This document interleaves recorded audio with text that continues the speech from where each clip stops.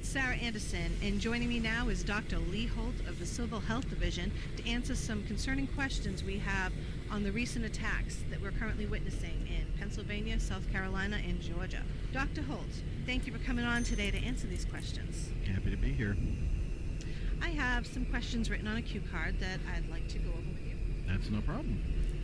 Do you think these attacks were caused by a drug interaction, or is it possible that my cold medicine can make me go insane?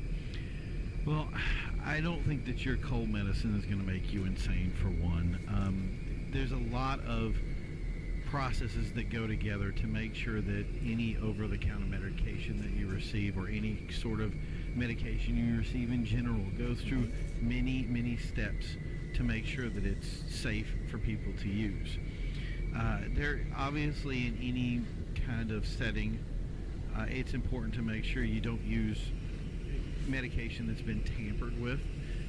We haven't seen a situation where that is evident with what we're going through now. But obviously, if you ever receive any sort of medication that you believe may have been tampered with, return it to the store that you purchased it from and get something new. But again, I don't think that is the situation that we're dealing with now. Well, what about illicit drugs? Could it be a bad batch of methamphetamine or those crazy bath salts we're hearing about? And that is something that we do. That's probably one of our greatest concerns. One thing when it comes to any sort of drugs that are made on a street level is that there is no process by which there's no FDA approval for methamphetamine or bath salts. They're just done in back areas that are made to be secretive and in these various hideouts. What we're concerned about is the process by which they're made. A lot of times they use items that are not safe, and these sort of illegal drugs have been done in the past and have killed people. So it's something that we're definitely taking a look at, and we're definitely concerned with what could happen, especially since we only see this in certain areas, is that someone may have had a formula by which they make these drugs that have been handed around or handed to certain areas, and they've gotten control of it in a way that it's, they're teaching each other how to make them. So that's something that could be feasible. The problem that we're having right now is those who have succumbed to this illness, who have died from it. We have been performing autopsies on them, and these autopsies have had toxicology reports that have come back as inconclusive. Now, that could be simply because we're not looking into all the things that we need to look into. Toxicology reports are sometimes different based on where you're located. So they may not be trying to hit on the things that we need to look out for when it comes to these sort of drugs. So it's definitely something we don't want to close the door on. We want to make sure that we make sure that our panels are more intense, that they cover different areas.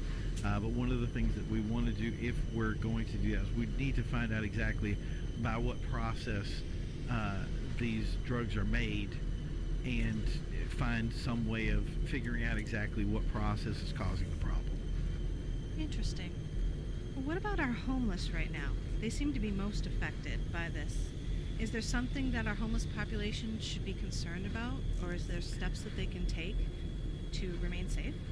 And that's definitely true. Currently, a lot of the problems that we're seeing are the people that we're seeing infected look like they're homeless of nature. So one thing that I would say to homeless people, obviously we can't change their situation where they are. So it's something where we're going to have to, I guess, get ahead of it.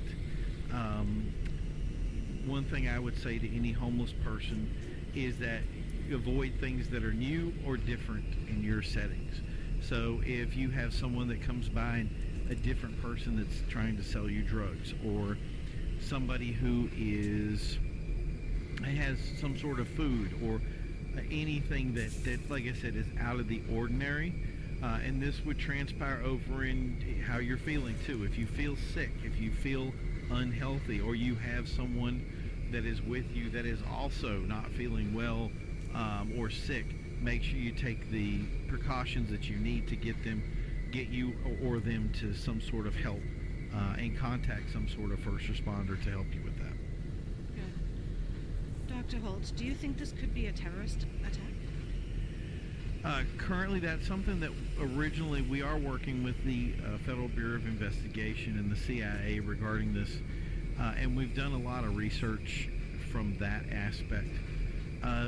The biggest problem that we're running into is that when it comes to terrorist attack, terrorists tend to select large cities, areas that they can most impact, where they can have groups of people that they're affecting. And that's not something we've seen here. A lot of the attacks that are taking place are happening in rural areas. So what could happen is more that we could see people that it would be a waste for a terrorist to use these in the areas that we're seeing them in. So although we don't want to rule that out completely, they're going to continue their research. It's not something that my agency has taken any real interest in. Well, do we expect this to be long-term? And that is an excellent question. One of the concerns we have with this is obviously time frame. The problem is we don't want to get ahead of ourselves with this. We want to make sure that we're going through all the necessary steps. And one of the first things is we need to find exactly what's causing the problem, and then we need to make sure that we take the necessary steps to either remove the problem or whatever we need to create to deter from that problem. And that's kind of where we're at right now, is taking those steps to make sure that everything is accurate on that end. So what signs should we be looking for? And that's important. One of the things that we had addressed before was obviously the I want to say use the word hyperbole of the event. Mm-hmm. A lot of people are taking things out of context, and they're one thing we don't want to have happen is people overreacting to every situation. And anybody that has a cold or a sinus drip is going to be somebody who can potentially kill people. I don't think that's the case at all.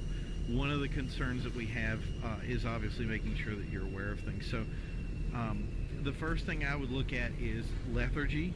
You want, if anybody is having a tiredness, or if you don't feel up to speed, that's something that you want to keep in an eye on. The other thing is there's potential swelling in the throat. A lot of people that have been affected by this have been unable to speak. So if they cannot speak to you, there's a good opportunity that they may be affected by this. We hear a lot of people who are mostly trying to communicate in some sort of grunt or moan.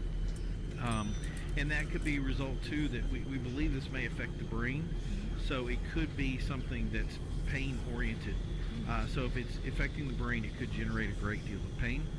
The biggest thing is obviously high temperatures. A lot of times you can see people and see if they're sick. If you've ever had somebody come in and they look gaunt, cheeks shriveled, pallid skin, look like they're sweating or having some sort of high fever, that's something where you want to take a look at them and kind of make an address. If they don't respond to you when you try to make contact with them, that's a person that's definitely having a problem and you need to contact some sort of services. But like I said, those things are very evident. So if you're running a fever, you're having trouble with your throat, feeling dizzy. Lastly, also we've seen a lot of people with cataracts on their eyes. So blurry vision might actually be something that you may first come down with. So these are all signs. And again, if you have these signs or you see somebody that has them, remember that there's places out there that you can go, people that are ready to help you, and contact health services. Do not get in contact with them and try to do any fix or repairs. And you're in first aid or CPR, do not take any actions towards helping someone. If it's yourself, make sure you get yourself to a hospital as soon as possible. If someone has any of these things did you describe, what should they do?